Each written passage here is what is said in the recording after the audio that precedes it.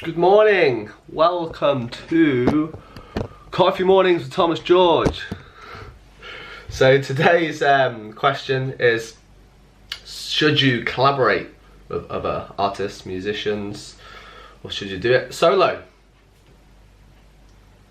And my answer is both, really. I'd say start off, if you're new to kind of digital audio workstation, new to music production, any kind of business, art form, project, collab with someone else, because you can ping ideas off them. Because when you're new, yeah, it's quite difficult to kind of pinpoint something down, because you get so excited with all these different ideas buzzing around your head.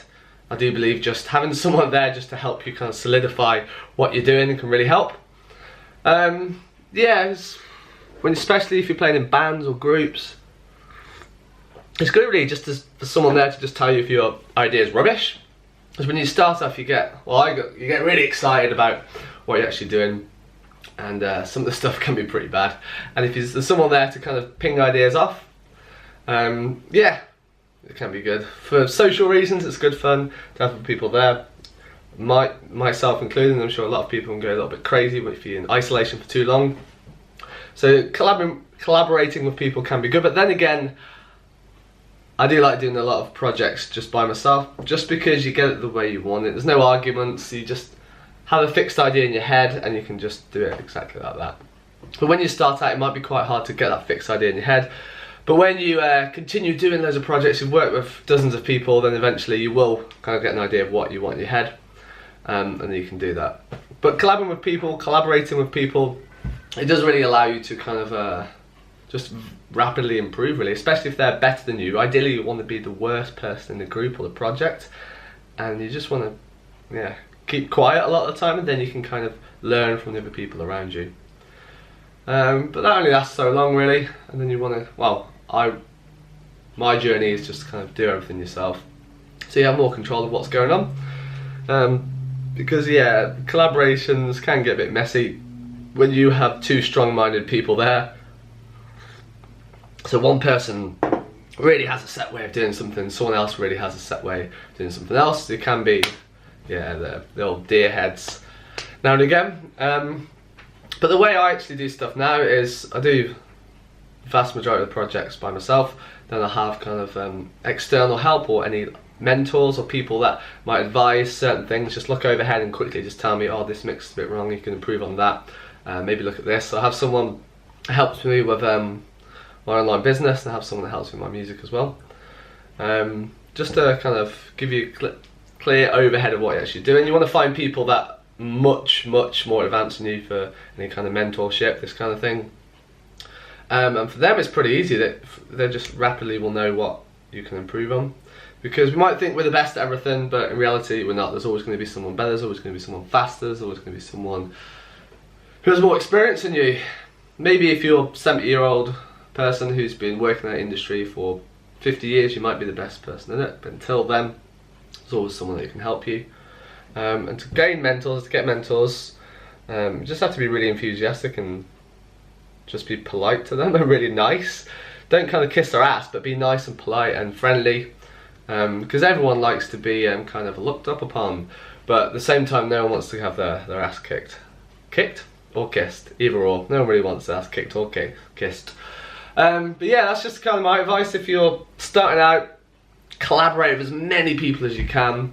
Go to local events, just chat to people there, try and collaborate, get ideas. Don't try and charge anyone anything at all. Do everything for free, try and collaborate with everyone. Once you get a bit more experienced, then maybe start doing stuff just by yourself, solo.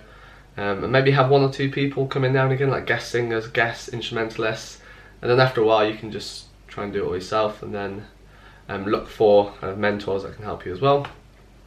That's my advice anyway. If anyone has any other advice, please comment below.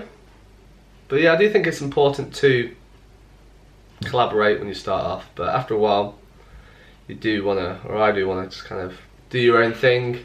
But it is good, yeah, like I said, to meet with other like-minded people now and again. It doesn't have to be to collaborate, just to have a chat, so you can find other producers in your area, just talk with them.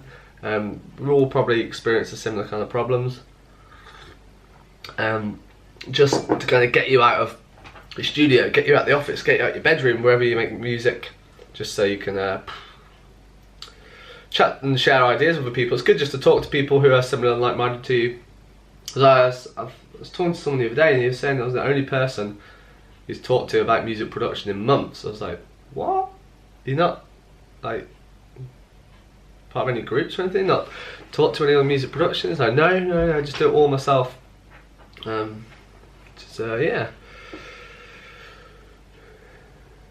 quite a solitude profession if you want to be a music producer, really. Because especially electronic dance music, doing it on your laptop, a lot of the time you can just be in your house in your studio just 12 hours by yourself. If you want to work online as well, it's quite a similar kind of thing.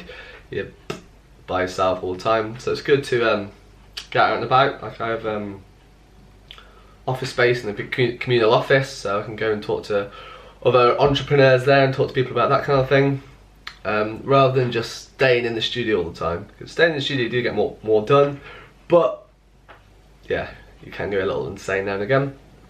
So yeah, I think kind of just being around other humans can be good, just to yeah, get you out of that kind of crazy scientist mode, which is great if you want to create a new project, you want to create a new album. You need to kind of lock into that crazy scientist mode, as I call it, like mad scientist, where you just, your brain's going crazy. But you obviously need to solidify what you're doing and pick one thing and do that, rather than picking 100 different things and doing a bit of everything badly. So yeah, basically my advice: collab bro, collab or do it solo. Both if you can. Start off just collaborating as much as possible, because that's the easiest way to get better and to improve your skills, is to be around other people who are doing a similar kind of thing but who are more advanced than you. So just try and join any group, any projects.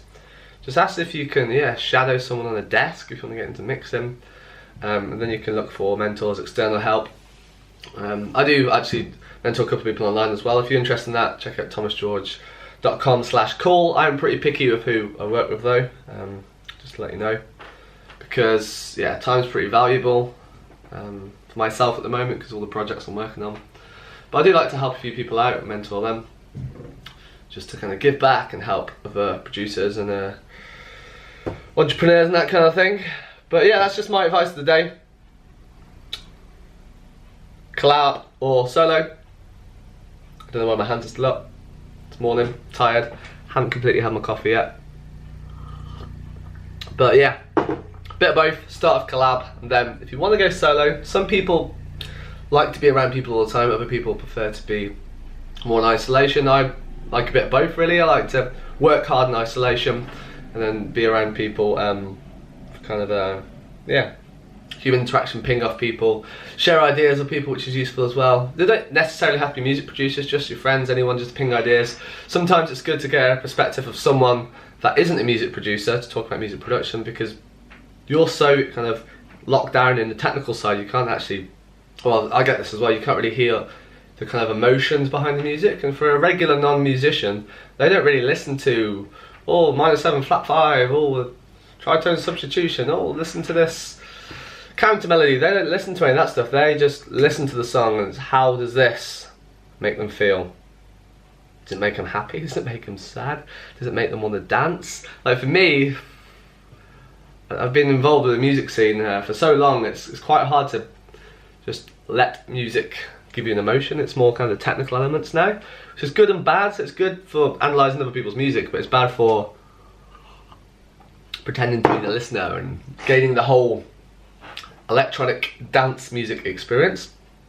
There's a lot of people that listen to electronic dance music, a lot of them are off their face, and the kind of people that make electronic dance music are normally sober when they make it. So some reasons like that, it's quite difficult to actually get into the mindset of the listener. So talking to a kind of a regular Joe, a non-musician who's not involved in creating music, can be really useful, because they can give you a perspective of really your listener. Unless you're making kind of really techie music which is aimed just for, yeah, other producers or other musicians, I think it's good to talk to non-musicians and get their perspective of what you think you're doing and what you think is going on.